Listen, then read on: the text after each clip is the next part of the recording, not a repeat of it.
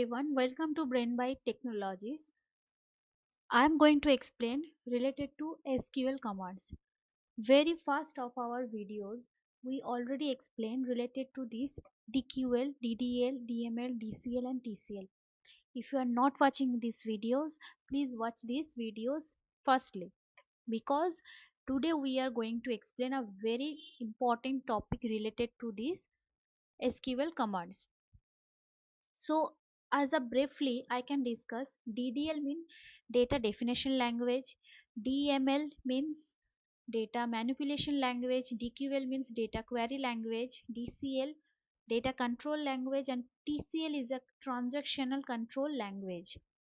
So, mainly D, DML, mainly DDL using for create, drop, alter, truncate, comment, rename.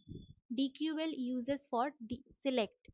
DML is using for select, insert, update, delete, and DCL using for grant, revoke, and TCL using for begin, commit, rollback. Okay, save point.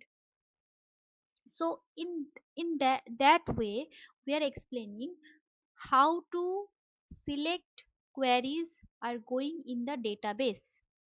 Okay, how to delete, update, insert query going to through the database.